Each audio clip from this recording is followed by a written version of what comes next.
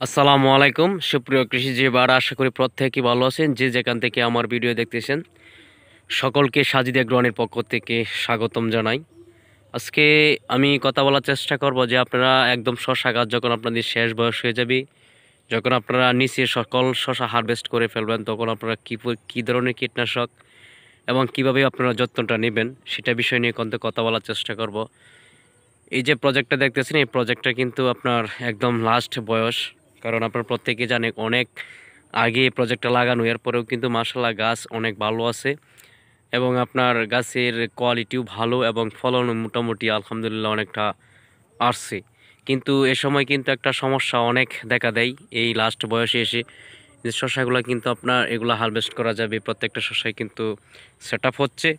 আর যে সমস্যাটা হচ্ছে, আপনি এই সমস্যাটা কিন্তু অবশ্যই আপনাকে সমাধানটা করতে হবে, কারণ লাস্ট বয়সে কিন্তু এই শশা গাছের এই সমস্যাটা হয়। আর এ সময় যদি আপনার এই সমস্যাটা দেখা দেয়, তাহলে কিন্তু আপনার এই শশাগুলো এই যে নষ্ট হয়ে যায়। যে দেখেন, এই যে পাতাটা একটু আপনাদের কাছ থেকে নিয়ে দেখাই, যে দেখেন এই পাতাটা কিন্তু আপনি একদম খেয়ে ফেলেছে। যখন আপনারা দেখবেন যে আপনাদের পাতাগুলা এই অবস্থা হয়ে গেছে, তখন কিন্তু অবশ্যই আপনাদেরকে একটা কীটনাশক এবং একটা ছত্রাকনাশক ব্যবহার করতে হবে। কারণ আপনার যদি শুধু কীটনাশক ব্যবহার করেন, তাহলেও কিন্তু আপনার এই যে এগুলা কিন্তু ফলনের সমস্যা হতে পারে। কিন্তু যে পোকাটা আপনাদের পোকাটা যদি দেখায়, যে দেখেন একদম মাঝখাতে এই পোকাই কিন্তু আপনার শশা জালি নষ্ট করে দেয় এবং পাতাগুলা কিন্তু আপনার আঁকা বাঁকা করে, এই যে দেখেন একদম ছিদ্র করে ফেলে। এই যে দেখেন, এই যে পোকাটা,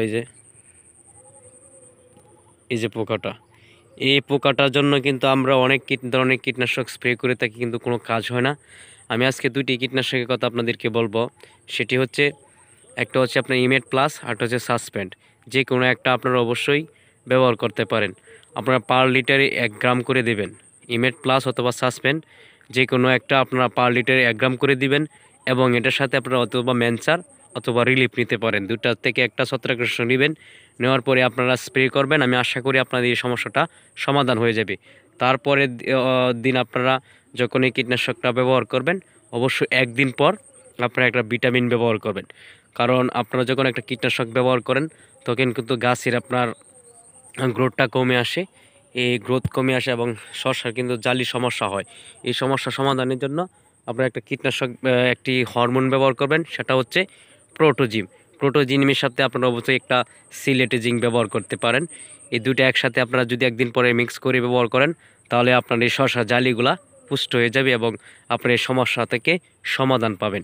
আমি আপনাদেরকে 100% গ্যারেন্টি দিয়ে বলতে পারি, এই দুইটি 1 দিন পর যদি আপনার এই দুটি কীটনাশক দুটি একটি হরমোন, একটি হচ্ছে সুষম খাদ্য, এই দুইটা যদি একসাথে ব্যবহার করেন এবং 1 দিন আগে যদি আপনারা ইমেট প্লাস অথবা সাসপেন্ড, তার সাথে একটা ম্যানসার অথবা রিলিফ, যে কোনো একটা যদি আপনারা ব্যবহার করেন, তাহলে আপনার এই সমস্যাটা থাকবে না এবং আপনাদের এ জালি একদম ভরপুর থাকবে, একদম লাস্ট পর্যায়ে। কারণ আমার যেহেতু এই শসা গাছগুলো একদম লাস্ট পর্যায়ে, এরপরে কিন্তু মার্শাল্লাহ জালিগুলো ভরপুর আছে এবং গাছের কন্ডিশনও ভালো।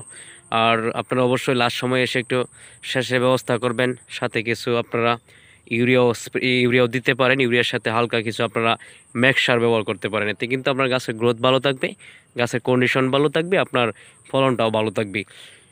আশা করি সকলেই আমার বিষয়টা বুঝতে পারছেন। সকলে ভালো থাকুন, সুস্থ থাকুন। আজকে এই পর্যন্ত, অন্য কোনো বিষয় নিয়ে আগামীতে আলাপ আলোচনার চেষ্টা করবো। আল্লাহ হাফেজ।